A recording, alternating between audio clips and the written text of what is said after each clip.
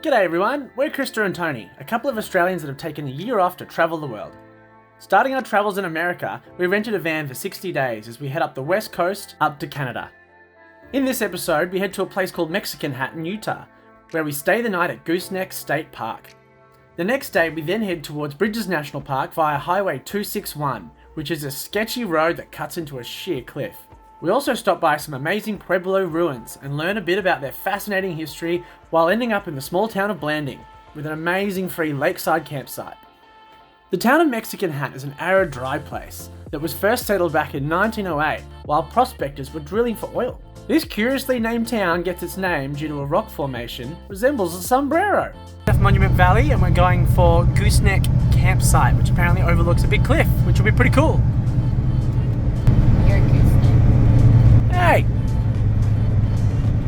Mexican Hat. I'd fly the drone, but I can't because I'm in the middle of a dust storm. Oh my god. Anyway, we're very close to Gooseneck. I thought I'd just take a quick little snapshot. Gooseneck! This thing out. So often you see in America a ute towing a massive caravan. You'd never see that in Australia. Gooseneck State Park is a beautiful canyon that was formed due to years of erosion from the San Juan River, which twists and turns through the landscape, flowing a distance of over 6 miles, ending up in Lake Powell.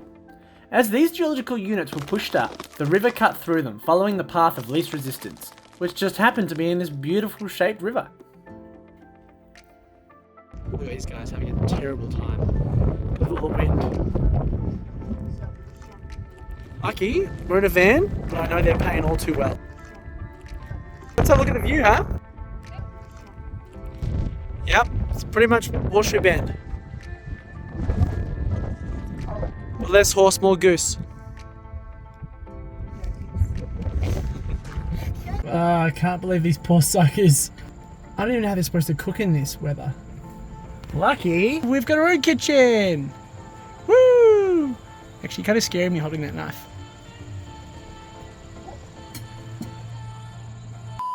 Da-da-da-da, kitchen. Got our own kitchen. Woo! It's burning. Don't burn it. Don't burn it. No swearing. Shut up. And can you move back? I want to see the view. You move back. Look at the view! Can't move back. Cooking inside the van was so incredibly handy, as it didn't matter if it was raining sideways, gale force winds, or Jumanji-sized bugs, our food and sanity was safe. So after eating an amazing wind-free pasta dinner, I went outside to check out the sunset. So that night we watched the sunset from the back of the van and got ready for some of the brightest stars of the trip. This area is known for its night photography due to its zero light pollution and clear skies. So the next morning we quickly headed back to Mexican Hat to try and fly the drone as the wind had died down. How on earth do the cows survive out here? Oh my god, you're so skinny. I feel so bad. Look at these guys! So last night at Gooseneck Campground was pretty awesome. We got a pretty good night's sleep. It was a little bit windy. I can't say those poor people in the tent next to us got much sleep. But so now we're just going to have a quick look at Mexican Hat. We're going to quickly fly the drone and then we're going to Bridges National Park. Excited about Bridges? Yes. Yeah, excitement, woo! I was a little worried that the strong winds had blown off our friend's sombrero, but luckily it was still in place. This rocky looking hat was formed over time due to the elements eroding away weaker sections of rock and leaving the more resistant units behind. The sombrero on Mexican Hat is a harder layer of rock that protects the smaller units below. However, they are still not immune to weathering and old mate's head is slowly shrinking every single year. As we headed to Bridges National Park via Highway 261, we had to drive up a cliffside road called Moki Dugway. It was originally constructed in 1958 as a route for transporting mine materials to Mexican Hat, and it's pretty steep with a gradient of 11%. So we're heading to Bridges National Park after Gooseneck, but we've got to go up this little windy road up this mountain, which is pretty cool. Pretty sheer cliffs. Pretty scary. I hope I don't die. There's a few pullouts along the road where you can get a great view of the famous Valley of the Gods track below. This track winds itself through sandstone towers but it's rarely graded and very rough, even though in the dry months it's passable for non-4-wheel drives. Yeah, we didn't want to try it because we didn't want to break all the plates in the van. So we gave it a miss. This footage was taken by a couple of legends we met at Mexican Hat. These two travellers were from Europe who rented this Ram truck and drove through the valley. Feel free to check out their channel in the description below. Pretty incredible drive. The road is so smooth and so looked after. It's actually in really good condition.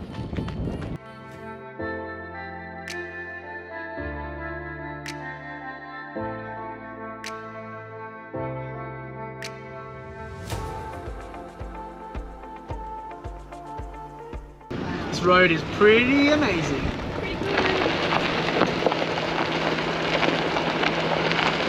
Yikes, just shows how careful you got to be driving these roads.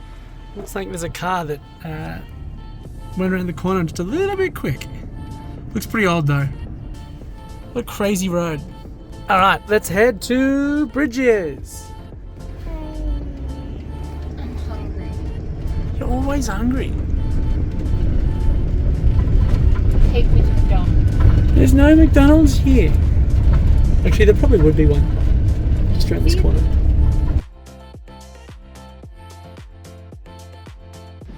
Alright, we're at Arches National Park. Wait. Bridges.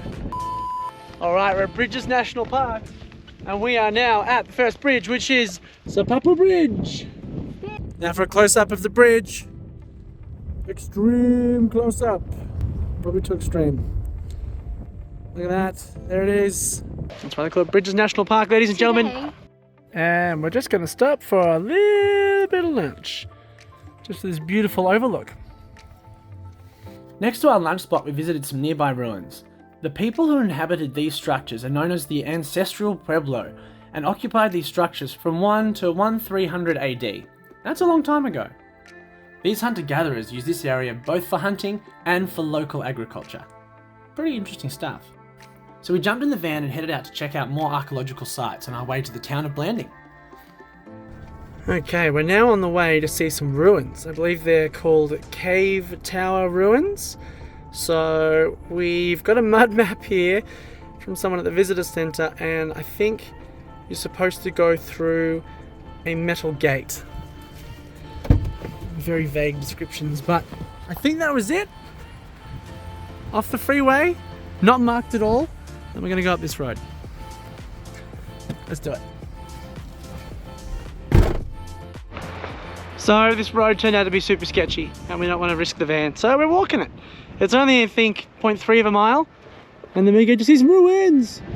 It's pretty cool. There's a couple of towers over there, then there's a tower here. No touching. Little windows. So after about a kilometre hike, we found the ruins.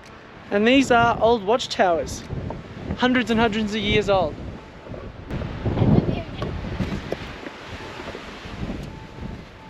You living here now? Don't touch it.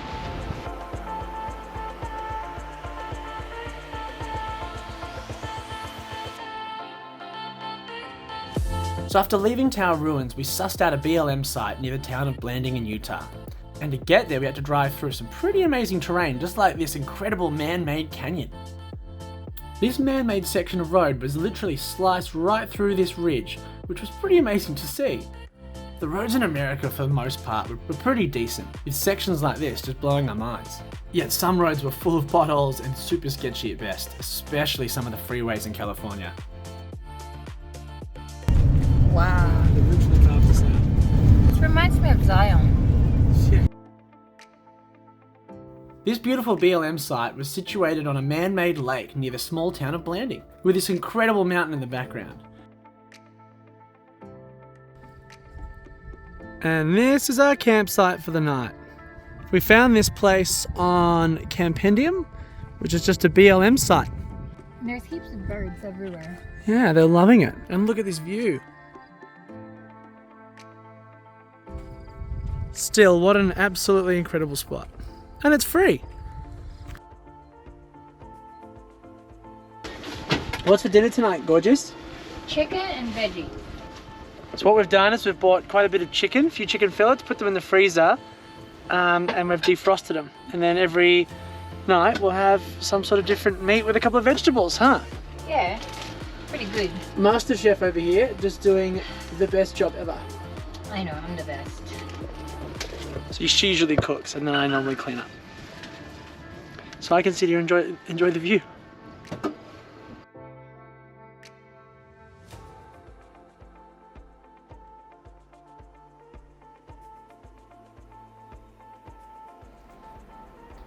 So the next day we headed off to Moab, passing by an archaeological site called Newspaper Rock. This rock panel is one of the largest known collections of petroglyphs carved into stone, containing over 650 rock art designs. The drawings on this rock are of different animals, human figures, and past events like you'd find in a newspaper. One theory on why so many exist in one location is that this rock was used as a place for communication through petroglyphs between different ancient travellers. Interestingly, there were many images of feet and hands with 6 fingers or toes. Nearby burials actually show that 3.1% of the skeletons had an extra toe, with evidence suggesting that those with 6 toes had higher social status. Well, that's it for this episode. Join us in the next one where we visit Arches National Park in Utah, where we explore the park, see some dino footprints, and go off-road in some epic ATVs. If you enjoyed this episode, feel free to leave a comment and throw us a like.